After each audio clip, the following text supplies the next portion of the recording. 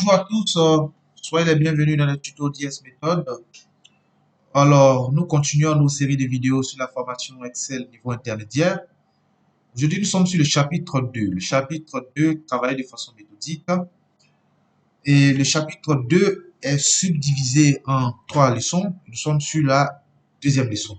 Aujourd'hui, c'est donc la vidéo pour la dernière vidéo pour la deuxième leçon. Et cette vidéo, c'est sur les jeux de données. Sur les jeux de données, on va aller dans le dossier voilà, travailler de façon méthodique. On avait mettre sous forme de tableau, contrôle de saisie, et enfin, travailler avec les jeux de données. Voilà. Donc, on a ouvert le fichier déjà, si je ne me trompe pas. Effectivement, le fichier est déjà ouvert. Alors, on revient sur notre formation. Rapidement, pour comprendre un peu rapidement, en des termes assez simples, c'est quoi un jeu de données? On dira que ce tableau ou cette plage est un jeu de données. Mais par contre, pas celui-là. Par contre, pas celui-là. Voilà pourquoi c'est pas recommandé. Hein. Là, on a fusionné ici des lignes. C'est vrai que ça donne une meilleure lecture, mais ça fait que nous n'avons plus un tableau lit. Parce qu'il faut avoir des colonnes non fusionnées, des lignes non fusionnées, voilà, bien structurées et avec des entêtes. Ça, par contre, aussi, c'est encore meilleur en termes de lecture, mais encore, on n'a pas un jeu de données de cette façon parce que les cellules sont fusionnées. Et là, c'est fusionné. Mais là, c'est bon, c'est parfait. On a une colonne correcte, une deuxième colonne correcte. Toutes les colonnes sont correctes et toutes les lignes sont correctes. Voilà. Quand on a un tableau structuré de cette façon, on dit que nous avons un jeu de données. Voilà. Donc, le tableau Excel, il est fait pour recevoir des informations, voilà, qui sont des jeux de données. Bon, c'est peut-être que c'est le mot jeu de données qui peut envoyer, mais vous voyez que c'est un tableau simple, hein, avec des colonnes, et avec des entêtes. Il n'y a pas de cellules fusionnées. Voilà. On connaît ça déjà pour un premier temps. On revient sur l'activité Excel. L'objectif, c'est de renseigner ce tableau. C'est un tableau qui fait un rapport, et les données sont issues de quoi? Sont issues de cette plage-là, qui est effectivement bien structurée. C'est un jeu de données. Voilà. Voilà. Donc, le conseil, c'est quoi? Quand on fait un rapport d'activité, il faut toujours distinguer notre donnée source est toujours mise à part. C'est ça, on fait en sorte que ça soit sous forme de jeu de données. Voilà. Maintenant, le reste, on peut faire tout ce qu'on veut là, nos tableaux synthétiques, nos tableaux croisés dynamiques, nos graphiques, etc. Et ne jamais faire ça sur la même feuille. Parce que j'aurais pu avoir mon jeu de données là, faire mon petit tableau là. Je ne dis pas que ça ne va pas marcher. Ce n'est pas une façon ordonnée de faire. Parce que demain, ce tableau peut être amené à grandir. Et puis ce tableau, on n'en a pas forcément besoin. Hein. Quand on va faire une présentation, lorsqu'on amène un rapport, ou bien le fichier qu'il faut imprimer pour envoyer à son patron, ses collaborateurs pour prendre des actions, en général, on n'a pas besoin de fichiers bruts. Hein. En général, même quand on finit, on les masque. C'est ça qui reste pardon.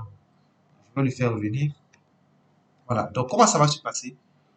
Ils ont donné comme consigne nommer chaque colonne. Donc, on va nommer les colonnes. On va appeler cette colonne nom. Nom, et il fait entrer. Voilà.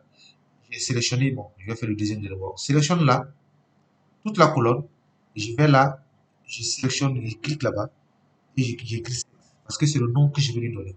Je peux écrire ou j'aurais pu écrire Zézé, j'aurais pu écrire Toto. Il faut que le nom ait un sens. Demain, quand tu vas voir Toto, il faut que tu saches ce que ça veut dire. Au sexe, je pense que ça me parle. Donc, sans bouger, je fais entrer. Ensuite, là, je sélectionne tout, je vais écrire salaire, tiré de 8 mensuel. Sans sortir, je fais entrer. Donc, mes 3 colonnes sont nommées. Pour vérifier que le nom a été correctement fait, je peux cliquer dans Formule, je vais dans Gestionnaire de noms. Voilà, mes 3 noms sont là. Quand je sélectionne le premier et que je clique ici, vous voyez qu'il me dit à quoi ça fait référence. Quand je clique sur salaire mensuel, je clique là, il me dit à quoi ça fait référence. Je suis sexe. Donc, quand je suis ici, normalement, pour pouvoir calculer le nombre d'hommes, il y a une formule, une fonction qu'on utilise. La fonction, c'est la fonction NBC. On met égal NBC. NB.C. Voilà ici, je double ici. Donc, je vais sélectionner la colonne des sexes comme ça. Mais, comme j'ai déjà nommé cette colonne, pas besoin de sélectionner. Je peux écrire, je mets point virgule et je viens cliquer ici. Je ferme la parenthèse, je fais entrée. Il dit qu'il y a 32 hommes. On va vérifier. On va mettre notre filtre. On va masquer les femmes. On laisse les hommes. Voilà, on va sélectionner toute la plage. Les gars, ça fait bien 32. C'est correct. J'enlève le filtre. Là, ici, je fais descendre. Et là, je fais la somme. Je peux aller dans formule. Je clique sur le sigma là. Et automatiquement, je fais entrer. Je supprime, j'aurais pu écrire égal. Je tape somme sur mon clavier. Je vois donc, je double-clique dessus. Je viens sélectionner. Je ferme. Je fais entrer. C'est bon. Salaire total, on va faire la même chose. Somme. Je vais vous montrer la fonction somme si. La forme si et somme si ensemble. Bon. Je vais utiliser la fonction somme si. Et après, je vais utiliser la fonction si ensemble. Somme si. Qu'est-ce qu'il me dit? Il me dit la plage. En fait, c'est la plage des critères. Voilà, il n'a pas précisé, mais c'est la plage des critères. Donc là, j'écris sexe. Je tape mon clavier sexe. Je vois ça, donc je double-clique. Je fais un point virgule. Je vais taper ici. C'est l'information de la forme que je cherche d'abord. Point virgule. Il me dit maintenant somme plage. Alors c'est là il faut mettre la plage qui contient les chiffres qu'on veut sommer. Donc c'est salaire moyen. La parenthèse, c'est différent. Je peux mettre séparateur de milliers là, comme ça. Et je tire. Je vais copier ça en valeur pour le coller ici. Vous voyez. Je colle ça en valeur. Je mets mes séparateurs de milliers. Voilà. Je vais prendre ça. J'ai dit que j'allais utiliser ça 2 fois. J'allais faire une autre formule. J'enlève les. Cette fois-ci, j'utilise la fonction somme si ensemble. Hein. Somme si ensemble. Hein. Voilà. Cette fois-ci, au lieu de commencer par la plage des critères, c'est plutôt là les sommes. C'est ça la petite nuance avec la fonction somme si et la fonction somme si ensemble. Il y a un qui commence par la plage à sommer et le somme si ensemble, et l'autre termine par la plage à sommer. C'est la petite nuance. Mais la différence fondamentale entre somme si et somme si ensemble est que somme si ensemble fait au-delà d'une condition. Je peux avoir 2 conditions, 3 conditions, 4 conditions. Somme si ensemble me permet de faire. Mais pas somme si. Mais qui peut plus, peut moins. Donc, somme si ensemble peut faire aussi une condition. Donc, moi, je retiens que la fonction somme si ensemble parce qu'elle me permet de résoudre tous les problèmes de cette nature. C'est mon choix. Donc, je dis somme, un salaire, sexe, je mets point virgule, je clique ici, il fait entrer. Vous voyez que c'est la même valeur, non? 82 040 866. Voilà. Ça, je peux tirer comme ça. Vous voyez. Voilà, je mets le séparateur de milliers, je mets le décimal, automatiquement, c'est bon. Salaire moyen, et là, je vais écrire moyenne si ensemble. Donc, je peux prendre moyenne si ou bien moyenne si ensemble. Je vais vous expliquer pourquoi je prends si ensemble. Donc, je reviens plus là-dessus. OK. Double clic sur salaire moyen, point virgule, sexe. Double clic, point virgule. Je viens cliquer sur, je fais entrer. Voilà. Je reproduis la mise en forme avec les pinceaux. Si, cette fois-ci, je vais prendre la fonction moyenne. Moyenne tout court. Moyenne de quoi? Moyenne des salaires.